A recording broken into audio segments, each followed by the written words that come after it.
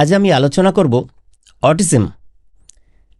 মেডিকেলের ভাষায় যেটাকে বলা হয় অটিজম স্পেকট্রাম ডিসঅর্ডার। এই নামটি আজকাল আপনারা অনেক শুনছেন, ASD। তো আমরা অনেকগুলো পর্বে এই অটিজমকে ভাগ করে আলোচনা করব। এই পর্যায়ে আমি আলোচনা করব বাবা মায়েরা আমরা কিভাবে বুঝব যে আমাদের সন্তানের, ছোট শিশুটির, ছোট বাচ্চাটির অটিজম বা ASDর লক্ষণ আছে। এটা আমরা কিভাবে বুঝব?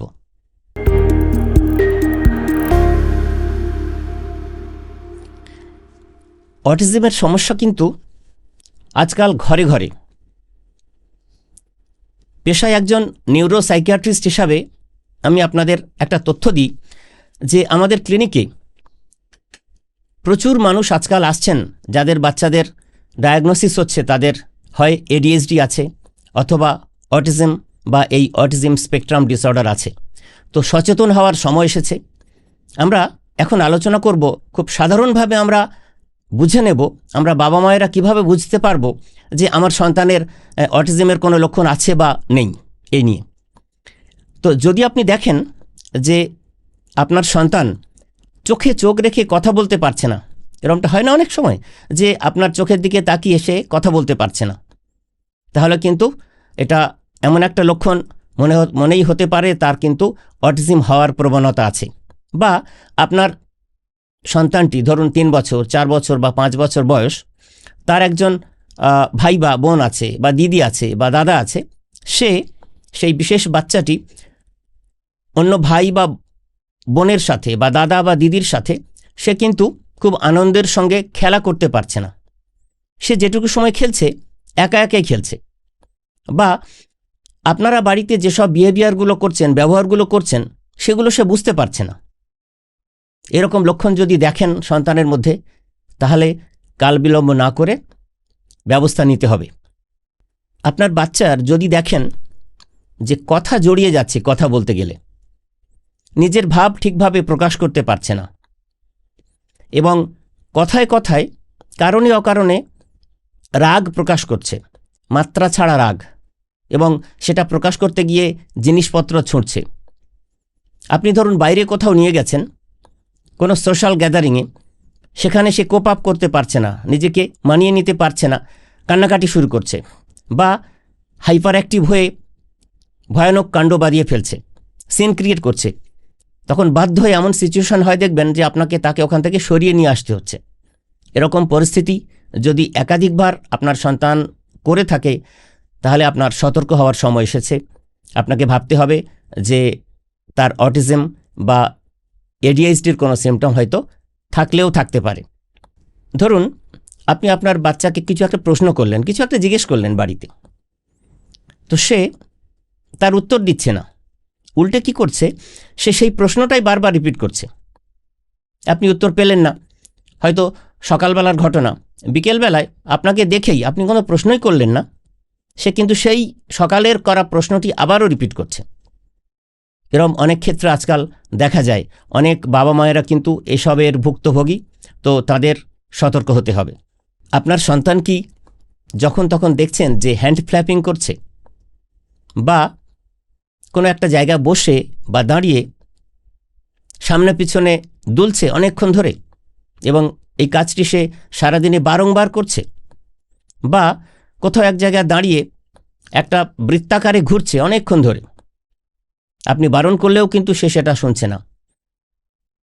এই যে হ্যান্ড ফ্ল্যাপিং, এই যে রোলিং, এগুলো যদি দেখেন তাহলে কিন্তু সতর্ক হতে হবে এবং আমাদের ডাক্তারবাবুদের কাছে নিয়ে যেতে হবে ডায়াগনোসিস করার জন্যে যে সেই বিশেষ শিশুটির, সেই বাচ্চাটির অটিজম বা ASDর হওয়ার প্রবণতা আছে কিনা বা হয়েছে কিনা।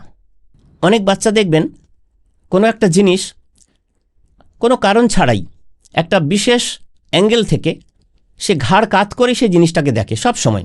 এটাকে বলা হয় কর্নার ভিশন। এর কোনো ব্যাখ্যা পাওয়া যায় না। তো আপনার ছোট্ট আদরের সন্তানটি যদি এরকম কোনো আচরণ করে থাকে, তাহলে আপনাকে বুঝতে হবে যে আপনার সন্তানের মধ্যে হয়তো অটিজমের লক্ষণ দেখা দিচ্ছে। অনেক বাচ্চা ধরুন 18 মাস বয়স হয়ে গেছে, বা 24 মাস মানে 2 বছর সে হয়তো সিঙ্গল ওয়ার্ডে কথা বলছে, 2টো বা 3টে শব্দ আর্টিকুলেট করে সে বাক্য বলতে পারছে না, এরকম লক্ষণ যদি থাকে তাহলে আপনাকে সতর্ক হতে হবে, আপনাকে নিয়ে যেতে হবে বিশেষজ্ঞ কনসালটেন্টের কাছে। অনেক বাচ্চা দেখবেন এগুলোকে বলা হয় সেন্সরি ইস্যু। তো হয়তো রাস্তা দিয়ে যাচ্ছে, গাড়ি তো হর্ন দেবেই, বাসের বা লরির বা তীব্র হর্নের আওয়াজ বাচ্চা সহ্য করতে পারে না, বা তীব্র আলো দেখবেন বাচ্চা সহ্য করতে পারে না।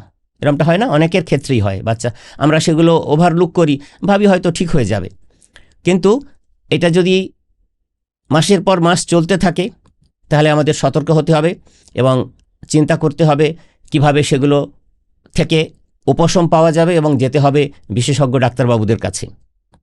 অনেক বাচ্চার দেখবেন মোটর কোঅর্ডিনেশনের প্রবলেম হয়, মানে একদম ঠিকভাবে আমরা যেমন হাঁটাচলা করি সুন্দরভাবে, ওই বাচ্চারা যদি অটিজমের কোনো লক্ষণ থাকে তারা কিন্তু ঠিকভাবে হাঁটাচলা করতে পারে না। এবং ওই বাচ্চাদের আরেকটা বিশেষ জিনিস দেখা দেয়, বিশেষ একটা রঙের প্রতি তাদের এতটাই আসক্তি থাকে, ইনক্লাইনেশন থাকে, সেরকম একটা রং, ধরুন কেউ পাশ দিয়ে যাচ্ছে, কোনো একটি বাচ্চার হয়তো নীল রং খুব প্রিয়, তো সে হয়তো পাশ দিয়ে অন্য একটি মানুষ যাচ্ছে, একটি ভদ্রমহিলা যাচ্ছেন, তার শাড়ি হয়তো নীল রঙের, সে কিন্তু বাচ্চাটি ওটা দেখলেই ওই শাড়িটি ধরে টানাটানি করবে। বা পাশ দিয়ে কোনো এক ভদ্রলোক একটা মাস্ক পরে যাচ্ছে নীল রঙের, সেও এক টানে মাস্কটা কিন্তু মুখ থেকে খুলে নেবে।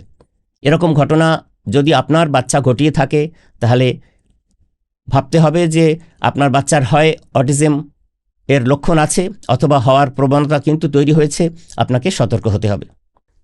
আপনি হয়তো সন্ধ্যেবেলায় বাচ্চাকে নিয়ে পড়াতে বসেছেন, একেবারে ছোট্ট বাচ্চা, তো যে লেটারটি সে লিখছে তার করসপন্ডিং যে সাউন্ড সেটা দেখবেন ঠিক সঙ্গে সঙ্গে সে উচ্চারণ করতে পারছে না। হয় না এমনটা? অনেকেই হয়, মায়েরা এগুলো ভুক্তভোগী। অথবা দেখছেন যে আপনার বাচ্চা, আপনি অনেক সযত্নে শেখাচ্ছেন হ্যান্ডরাইটিং, কিন্তু হাতের লেখা তার এখনও একই রকম এবড়ো খেবড়ো, সে সহজে কিন্তু হস্তাক্ষর কিছুতেই সুন্দর করতে পারছে না। এই লক্ষণগুলো হতে পারে অটিজমের লক্ষণ, আমাদের সতর্ক হতে হবে। অনেকে দেখবেন এমন অভিজ্ঞতা আপনাদের হয়েছে, আমি অভিভাবকদের বলছি, বাবা মায়েদের, যে আপনি বাচ্চাকে জামার বোতাম লাগাতে শিখিয়েছেন বা শেখাচ্ছেন বা জুতোর ফিতে বাঁধতে শেখাচ্ছেন, কিন্তু কিছুতেই আপনার বাচ্চা এটা করতে পারছে না। 1 মাস 2 মাস 3 মাস হয়ে গেছে। এরকমটা যদি হতে থাকে তাহলে আপনাকে বুঝতে হবে যে আপনার বাচ্চার কিছু সমস্যা আছে, যেটা হয়তো অটিজমের সমস্যা। অনেক বাচ্চা আছে দেখবেন তারা এই বুড়ো আঙুলের উপরে ভর দিয়ে হাঁটাচলা করতে অভ্যস্ত, অনেকটা সময় টো ওয়াকিং বলি আমরা। এটা কিন্তু অটিজমের একটা ইম্পর্টেন্ট সাইন, আমরা রেড লাইন সাইন বলি। এই আই কন্ট্যাক্ট আর টো ওয়াকিং এ দুটো কিন্তু রেড লাইন সাইন। এবং ওই বাচ্চারা যদি আপনার সন্তানটি, শিশু সন্তানটি যদি এমন করে যে ঠিকভাবে পেন বা পেন্সিল ধরে লিখতে পারছে না অনেক দিন চেষ্টা করানোর পরেও, তাহলে বুঝতে হবে যে আপনার সন্তানের মধ্যে হয় অটিজমের লক্ষণ প্রকট হয়েছে অথবা অটিজম বা এএসডি হওয়ার প্রবণতা ভীষণভাবে তৈরি হয়েছে। সতর্ক হয়ে আপনাকে এই ব্যাপারে বিশেষজ্ঞ ডাক্তারবাবুদের কাছে আপনাকে কিন্তু পরামর্শ নিতে যেতে হবে। আজ থেকে 30 বছর আগে এই অটিজম বা এএসডির প্রকোপ ছিল না, কালে ভদ্রে একাত্রা বাচ্চার এটা ছিল। এখন রোগ যেমন বেড়েছে, কারণ সচেতনতা বেড়েছে আমার আপনার সবার, তেমনি পাশাপাশি এই রোগের প্রতিকার, এই রোগের ম্যানেজমেন্ট, এই রোগের চিকিৎসা সার্বিকভাবে সব কিছুই অনেক আধুনিক হয়েছে। বিভ্রান্ত হওয়ার কোনো দরকার নেই, আপনার সন্তানও ঠিক হয়ে যাবে একদিন। আপনাকে যেটা করতে হবে, আপনাকে সঠিক পদক্ষেপ নিতে হবে, আপনাকে যেতে হবে ঠিক এবং সঠিক কনসালট্যান্টের কাছে। যে লক্ষণগুলোর কথা আমি আপনাদের বললাম সেগুলোর মধ্যে কয়েকটি লক্ষণ যদি আপনার সন্তানের মধ্যে থাকে তাহলে কাল বিলম্ব না করে আপনি যথাযথ ব্যবস্থা নিন। আপনারা সবাই সপরিবারে খুব ভালো থাকুন। ধন্যবাদ।